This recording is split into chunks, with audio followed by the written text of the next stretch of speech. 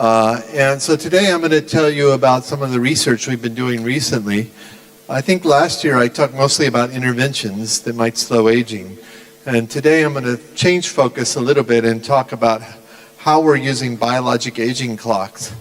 And our fundamental goal here is to develop strategies that get longevity research into the clinic as quickly as possible. And I'll tell you some examples of how we're trying to do that. My lab is largely about interventions and biomarkers. Interventions in longevity can be very broad and very wide-ranging. They can go all the way from things like environment. For instance, if you live near a park, you're biologically younger, to lifestyle. But we mainly work on supplements and drugs that may slow the aging process. And then on the biomarker side, this has been a revolution in the field of aging research over the last 15 years that doesn't go as noticed as the intervention area. Nonetheless, using these biomarkers, it's now arguably possible to measure how people are aging. And I want to talk a lot about biomarkers today. Before I get into that, though, I'll just mention that there are many different interventions that we've tested. Things on the right we've tested in preclinical or clinical models. And there's a lot of different potential ways to slow the aging process. So I think that what's exciting to me is not that any one of these molecules may be better than others, but that we have many, many potential ways to slow aging. And I think a challenge going forward is not just to show which interventions are efficacious in humans, but to figure out how to combine them together so that we can get combinations of interventions that have bigger effects on health span and lifespan. And beyond that, to figure out which interventions work best in which populations. I'm going to just touch on, well, I'm going to talk a lot about alpha-ketoglutarate in a talk later today. But today I'm going to just touch a little bit on rapamycin at the end of my talk. So the field has really moved forward in the longevity space. We have 4 verticals, I think, that have been highly developed. One is interventions, which I just talked about. The second is diagnostics or biomarkers, which I've also just talked about.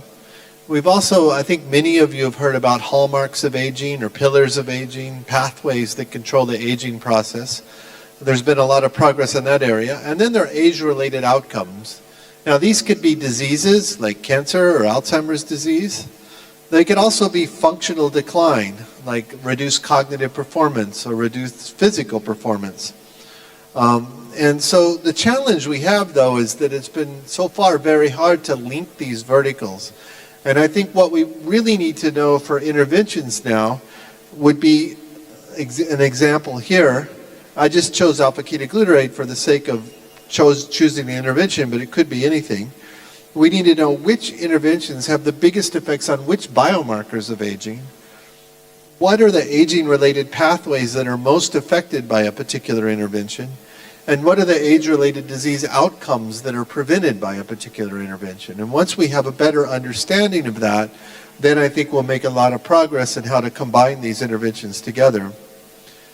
One challenge we have is that we can talk about hallmarks of aging. We can talk about mitochondrial function or cell senescence or many others, but it's very hard to measure that clinically. If we're doing that preclinically, we can take tissues of an animal and measure lots of different molecular functions. But if we're limited to taking a blood sample or a urine sample or a saliva sample, it's very hard to measure how hallmarks of aging are changing with age. And I think that area needs a lot of research.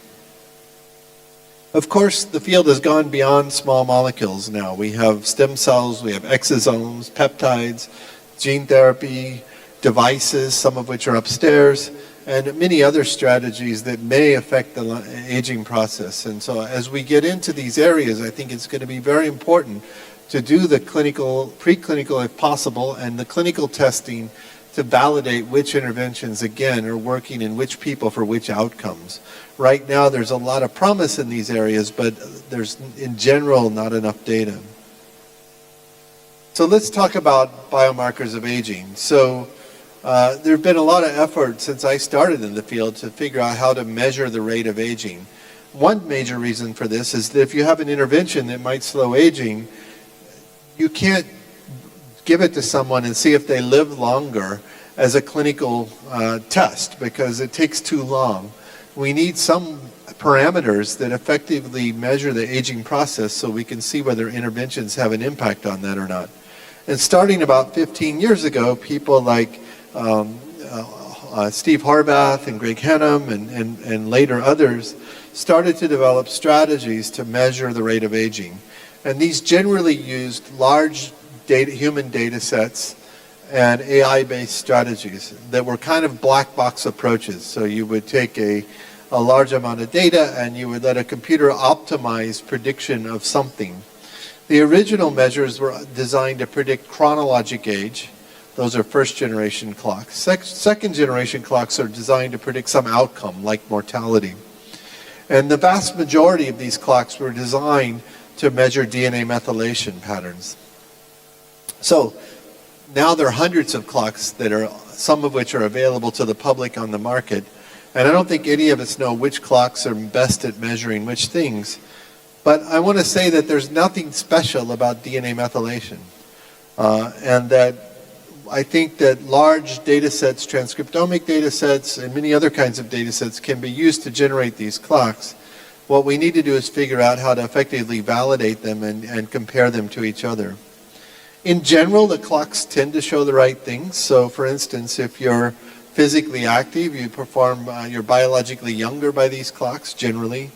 A healthy diet is associated with being younger. If you look over here on the right, I tell people all the time, being male is a really bad idea. Don't do it. It'll make you biologically older. Menopause accelerates biologic aging, smoking, etc. So there is correlation with things we know alter the aging process. So I think we're on the right path to measuring aging.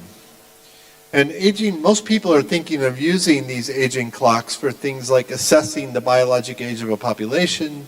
That's widely used now. We just finished a study in 10,000 Singaporeans. And using them as endpoints for longevity intervention studies. Now those are two different things. These aging clocks may be useful across a population, but measuring what's happening in a single individual in response to an intervention takes a lot more degree of accuracy than what you would get by averaging a population. But we decided, can we extend the use of these clocks beyond those two things? Can we use them in a way that are actionable in clinical practice? Can we predict disease progression? And we'd really like to work backwards from the biologic clocks to mechanistic insights about aging.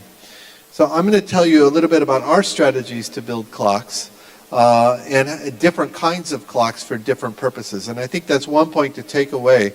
These clocks are telling us information that's valuable, but the kind of information they're telling us and the value of that information is specific to the clock. So can we build clocks that we can use in the clinic? And can we build clocks that provide mechanistic insight? Now, as I said, DNA methylation is the main way in which clocks have been built, but now they're transcriptomic clocks. I'm going to tell you about lipid-based clocks. There are proteomic clocks. I'll mention a metabolomic clock as well. Actually, I mentioned that later today. And there are many other ways. But to do something that we thought might be useful in the clinic, we decided, can we take clinical parameters and build a biologic aging clock from that? And the reason is that if you go to the doctor's office and you say to the doctor, these 13 DNA methylation sites in my genome are telling me that I'm 10 years too old biologically. Even if that's accurate, the doctor can't act on that. Many clinicians don't understand DNA methylation epigenetics that well, and even if they do, they can't say, go take this pill and we'll fix that problem. But clinical parameters are understood very well by doctors and hospitals, and so can they be used in a meaningful way with what we know now? And so this is a collaboration with Jan Gruber and Feng Sheng, who's a very young geriatrician who's really fantastic and moving to National University of Singapore. And so we wanted to also predict mortality from this data, not predict chronologic age. So we wanted to make a second generation clock. And so we needed a longitudinal data set with mortality to do that. So we chose the NHANES data from the United States. And this is demographic data, it's questionnaires, medical examinations, clinical laboratories, etc. Things you know about already, LDL, measures of glucose, your pulse, your blood pressure, your BMI, smoking, etc.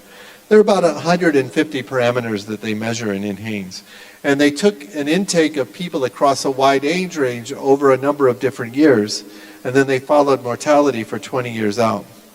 And so we took the intake from 1 year to build the clock and then measured its efficacy on the next year of intake in NHANES. And the clock looks like these clocks typically look like on the right there. You have chronologic age on the x-axis and biologic age on the y-axis. And so the people in the turquoise box in the bottom are biologically younger by this clock, and the people in the dark blue box by this clock are biologically older.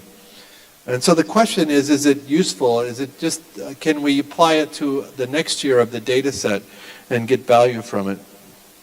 And so this is what the data looks like. And what we find is that it does a better job of predicting mortality 200 months out than the ASCVD score, which is a measure of cardiovascular disease, which is one of the typical ways to predict mortality. And so what you see is that sorry, I'll use the pointer just a little bit here. This is the best performing people by cardiovascular disease score. This is the lowest quartile, and they have a higher mortality rate. The black line is the whole population. These are people 65 to 75, and we're following them out. We're better at predicting early mortality with this clock, but we're way better at predicting the people that are going to be alive 200 months out from the measurement. And so it looks viable in this context in terms of predicting mortality. Now, we did this using a principal component strategy, and I'm plotting all the different principal components onto one two-dimensional plot here just for the simplicity. And you get people moving down different trajectories, but the healthy people are the green, the green balls in the middle. These are clusters of people that we score as healthy and that have the highest survivorship. You can move down a cardiometabolic disease axis, which is this direction, and this is in the United States, so a lot of people have this problem. You can have people that move down a different axis which is linked to frailty or multimorbidity without metabolic disease. And then there's a third axis, which is specific diseases like cancer and other things. But the interesting thing from this is we found one principal component that doesn't measure which direction you're going. What it measures is the distance you are from the green zone. And so we think that measurement, that principal component, is the best measure of biologic age, because it's not telling you what disease you're going to get. It's telling you how far you're migrating from the healthy range. And when you look at what that component is, it's almost all inflammation. So it's things like immune function, iron storage, inflammation, red cell function, a little bit of overlap with kidney function. And so this is consistent with the idea that changes in inflammatory pathways and immune cell function are some of the earliest parameters that may be markers for accelerated aging, and they may in turn help trigger different disease outcomes. And so this clock works on other cohorts, so we applied a very similar version of the clock to the calorie study, the calorie restriction study for 2 years. And you can see that by this clock, and by the way, methylation clocks didn't work well for this. You can see by this clock the control population that are eating normal diet got about 2 years older during the 2-year window, and we saw very little increase in biologic age in the people doing the calorie restriction study. And then I just want to talk a little bit more about this study, because this is unpublished data now, because we can go back and look at this cohort and we can ask what's happening to different groups of people. So for instance, you can find people that require treatment that are not getting treatment. And we know this because they have some elevated parameter that's out of the reference range, high blood pressure, high glucose, something. But we know what medications they're taking, and they're not taking appropriate medications to treat that particular condition or precondition. You can also find people that are optimal.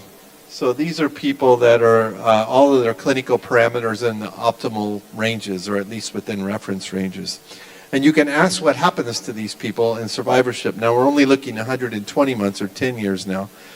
And what you find is that the optimal people are having higher survivorship, and the people that require treatment but aren't getting it have a higher mortality. That's nothing surprising there. But it gets more interesting when you look more deeply into the data. So for instance, you can take the people that are optimal with no drugs. So these are people that are 65 to 75 that come into the doctor's office, and the doctor says, well, you know, your blood pressure might be slightly high, or maybe your glucose is a little bit off, but generally you're doing well. Nothing, no single parameter on its own is saying that you need any particular medication.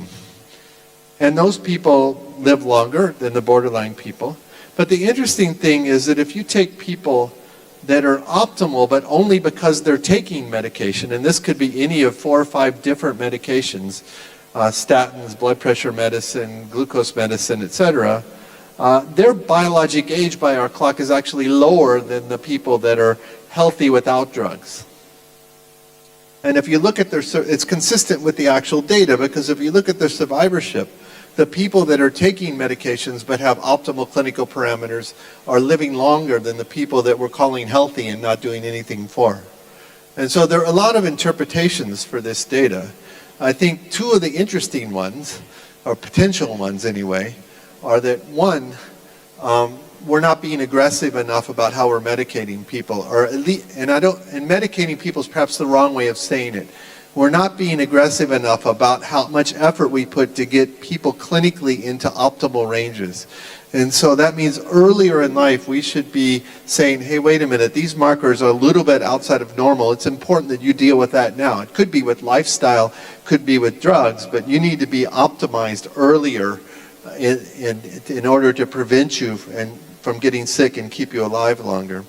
I think the other potential interpretation, which is interesting, is that these markers are not just markers of disease, that they're actually markers of the early events that happen during the aging process. So if you have the idea that, like I do, that aging is a homeostatic network, healthy aging, that keeps you functional in the face of things that are happening as you get older. So you're getting damage, you're getting colds and viruses, you're going to McDonald's, whatever. Bad things are happening, but your body compensates for that and keeps you healthy. Eventually, though, that network starts to break down when it can't compensate anymore. One potential interpretation is that the first signs of breakdown are also the signs of these diseases that we've been trying to treat. So high blood pressure is a sign the network is breaking down, or high glucose is a sign the network is breaking down. And if you treat that early, you don't just prevent progression along that disease trajectory, but you actually a little bit maintain the network so that you stay healthy longer and slow aging generally, suggesting that these drugs that we've been using, if they're used appropriately, might be longevity drugs, at least for certain populations that their network is breaking down in that particular way. So we're doing a lot more work using Asian populations now, and there's a little bit of tweaking that has to go on there, but we think this clock is going to work there as well. And we should have the second and maybe even the third generation of this clock out in the near future. I just want to talk a little bit of the last few minutes about lipid clocks. And we like lipid clocks and proteomic clocks and metabolite clocks for the simple reason that these are the molecules that are doing things in cells. The problem with methylation is even if you find the right methylation sites that predict aging, it's very hard to work from DNA methylation sites to actual mechanism, because you have a long way to go from a methylation site to what protein is being expressed. If you're working with the proteins or the lipids or the metabolites, when you identify which ones are predicting aging, you can actually think about them mechanistically and try to link them back up to pathways we know that are affecting the aging process. So we were fortunate to work with Marcus Wink at NUS, who's a recognized world lipidomic expert, and we had a lot of lipidomic data. And so working also with Jan Gruber, Max Unfried in my lab was able to build a lipid clock, and we just first did it on worms just to see if the concept would work. And so in fact we can predict the lifespan of various worms using this lipid aging clock. And that's not particularly exciting, but it's at least proof in principle. But then we decided to build it on a human study. And the problem with the human study is that it's very hard to get good lipidomic data. And so we found some very high quality lipidomic data from a published study. The problem was there were only 220 healthy people, and there were 500 people in it that had pancreatic cancer, because the study was really about pancreatic cancer. And we couldn't build the clock from 200, so we decided, can we build an aging clock from pathologic samples? So we took people with pancreatic cancer, this is serum lipids, and said, can we measure aging and dissociate the aging signals from the cancer signals? And so just to keep this short, we were able to do this, and this is what the clock looks like here. And the interesting thing is you predict the age from the cancer patients, then you go back and measure the healthy patients, and they're about 6 to 8 years younger than the pancreatic cancer patients, which is consistent with a lot of data that having disease can accelerate aging. But the thing that was most interesting from this study is that we could go back and use biologic age then to predict survivorship from treatment of pancreatic cancer. And that's shown here. So the people with the highest biologic age have the highest mortality in pancreatic cancer treatment, whereas the people that are biologically very young have the highest survivorship. And in fact, this biomarker, at least in this cohort, is almost equally good to the best cancer biomarkers for pancreatic cancer. And it may be better if we can combine them together. So this suggests that measuring biologic age might be useful in predicting disease outcomes as well. And not only that, we could go back and say, what are the 7 most predictive lipids that predict biologic age in this group? And they're listed here. I won't go through them, but they're all linked in some way to the aging process. So we're identifying lipids that are already been linked to aging. And that's always exciting, because you don't really know what you're doing. These are black box approaches. And if you get back to a set of molecules that we think are already linked to aging, then you're confirming, I think, a lot of what we know about the aging process. And just briefly, the same thing here with brain aging. We did a post-mortem lipidomics on measuring aging using brain samples, and where we're able to measure biologic age from this. And the outcomes we found are interesting. There were people with various neurologic conditions. We only had 5 patients with Down syndrome, or 5 people with Down syndrome. They were 9 years older biologically. And both autism and schizophrenia were associated with accelerated aging as well, which has been suggested in the literature before. And in this case, we found 5 molecules that predicted biologic age in the brain very well. They were all dolichols, which are involved in in-link glycosylation, and have been linked to aging about 25 years ago, but then pretty much forgotten in the literature. So I think it's worth going back and looking at these. And just finally, a couple slides, again with the idea of how do we use things in the clinic or in the hospital. One of the studies we've done with a surgical physician, Tiliang Ka, and a wonderful PhD student, and Dr. Sim Ming An, is to look at whether rapamycin might be useful in a clinical context. And in this case, we chose surgical outcomes in older populations. So as you probably know, people at higher age or risk of dementia associated with anesthesia, and also frailty and surgical outcome. And so we wanted to know whether rapamycin could suppress this or not. And we found a very robust outcome. So this is a preclinical study. We treat animals with rapamycin for a period of time prior to the surgery. And the main thing to show you here is that in the old mice, they become frail after the surgery. They actually reduce frailty if they're treated with rapamycin. And there's a temporary cognitive impairment after the surgery in old mice, and that's completely suppressed with the rapamycin as well. So the point, I don't want to go into this in too much detail. The main point is that I think there are many avenues where we can take geroprotectors and apply them in a clinical or hospital context now that might be valuable. And it'll be important now. We're just gearing up to do human studies in this regard. So I just want to leave you with one point because I'm out of time. I think that, there's a lot of preclinical data now, increasing clinical data and more community studies to show that some of these interventions are going to extend health span and lifespan, and that's great. Maybe we get 5 years or 10 years of health span and maybe lifespan as well out of these interventions, and that's already a victory. But there's still a lot of questions out there. There are a lot of people asking, can we really get to dramatic changes in lifespan? Can we dramatically slow aging? Can we stop aging? Can we reverse aging?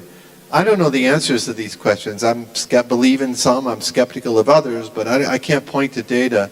And what's still lacking in this field is funding for basic discovery science. That has not gone up, even though all the private sector funding has gone up. And the big questions remain to be answered, and I don't think they're necessarily going to be answered in translational studies. They're going to be answered by going back and asking the basic fundamental questions about aging. These are some of the biggest questions in biology, and we need to be increasing the amount of academic funding to support the studies that might begin to answer these questions. So with that, I'll leave you and just make one more thing. We have started a consulting company. There's a QR code here, and Chong He, who's my partner in this, is standing up, and you can go talk to her anytime if I'm not here, if you're interested in that. So sorry for the brief interlude there. And thanks a lot for inviting me again. It's great to be here again, and I'm happy to take questions.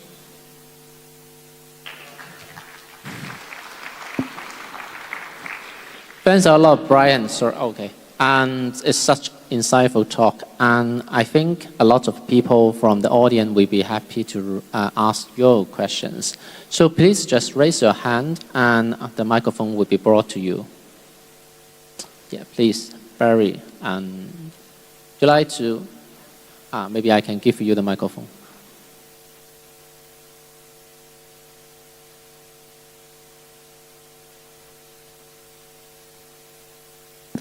Thank you. I was a doctor who focused on the cancer research before, especially for PDAC. So as we know, TCGA is a very good database for cancer. So do you have taken it into consideration to establish a database for aging? Or you have something to prepare for it? Yeah. Thank you. I think one challenge we have with this study is the problem with lipidomics is that getting consistency from one lipidomic data set to another. So if we take lipidomic data set from some other person done on some other set of samples, I'm very confident we can build an aging clock from that, but it won't look exactly like the lipid clock that we built from the first set of samples. So we're now going back and from that perspective, we're building clocks that are using more consistent sample sets, proteomic clocks and methylation clocks. And so what we would like to build is a huge database of cancer patients and see to what extent trying to measure age can predict cancer outcomes across a wide range. And we, of course, need to validate this for pancreatic cancer as well. So we haven't gotten there yet, but I think that's the next step in the process. Yeah. So China has so many people that we can take use of it for database. Happy to have that discussion. Thank you. Thank you. Please, Barry. Excellent talk. Widely used marker of inflammation clinically is C-reactive protein. But I didn't see it on any of your measurements, so I wondered if you wanted to comment. The principal components are predict themselves, right? So that principal component associated with aging, those markers I showed were the weighted components that are used to predict progression of that. CRP, I think, is in the NHANES data set, but it didn't come through on that particular component. One of the nice things about this clock is that, though, we don't need every single measure in that NHANES. So what we can do is we can go and if you're missing 2 or 3 measures from your particular data set, we can go back to NHANES, take those 2 or 3 out, rebuild the clock, and then try to apply it to your data set. So we can make bespoke clocks as well using this approach. But I'm pretty sure we had CRP in that set. Yeah. And I fully endorse your more aggressive treatment, because we did some studies on type 2 diabetes recently and couldn't reproduce a lot of the earlier data on deleterious effects. And it turned out they're so well controlled for lipids, glucose now, they are effectively normal. Yeah, I think that I agree with that. That's interesting. Any questions? Oh, Richard, please. We've recently looked at things in the plasma of mice treated with each of 4 different anti-aging drugs or caloric restriction. The 20 most, and we can thereby predict which drugs will work. Yeah. The 20 most important predictive factors, 16 of them were lipids. Yeah. So it would be a lot of fun to compare the lipids that emerged from Yep. your plasma lipid study with the ones in mice that are associated with the effects of anti-aging drugs. Yeah, happy to do that. Yeah. Great, thanks a lot. If anyone still want to raise a question, please just raise your hand as soon as possible. Okay, if not, is there anyone? Sorry, please. Lady there.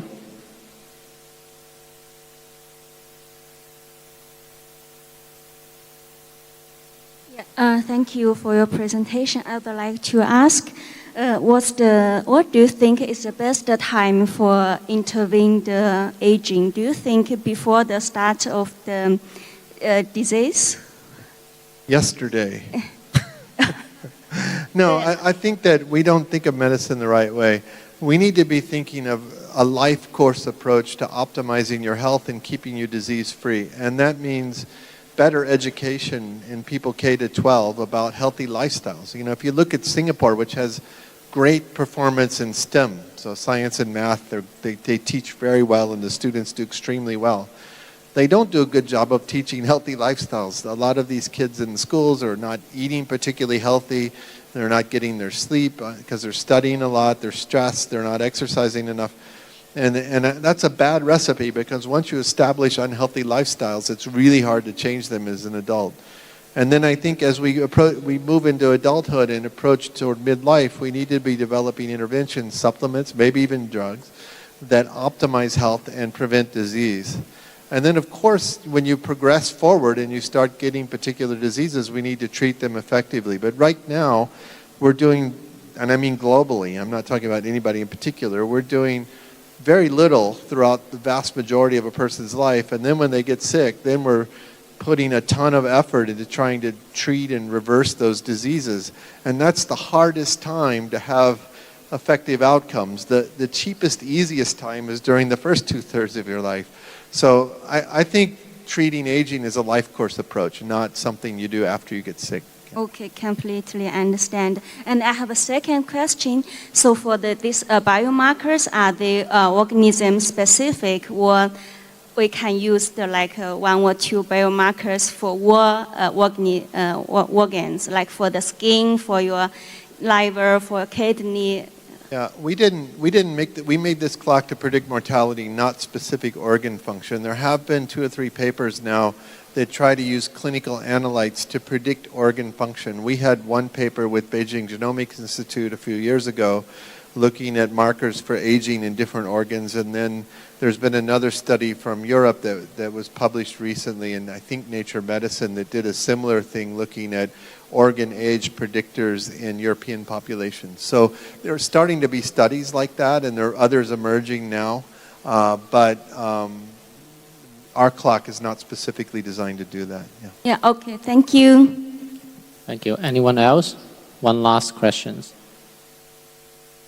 Okay, if no, I would like to ask you one. Sorry, Oh, okay. I would like to ask you. No, you're not allowed. So when you talk about so in the field that we always talk about maybe the geroprotection, and some people talk about the rejuvenations. Do you think these two approaches are more or less synergistic, or are they actually just something related to terminologies? I mean, I think it's hard to define where one stops and the other starts. You know, there are lots of different strategies that may impact aging. We don't know whether they're going to be synergistic at this point. And geroprotectors cover a wide range of molecules that have different kinds of activities. And then rejuvenation or reprogramming is another set of things. Ultimately, we need to test them separately and together if we're going to figure out what's synergistic and what's not. And I can't meaningful predictions in that regard right now yet. So, Depends. I think that would be somehow the future to trying to see Yeah. if there's a combination effect. I think that's a great approach for the future. Yeah.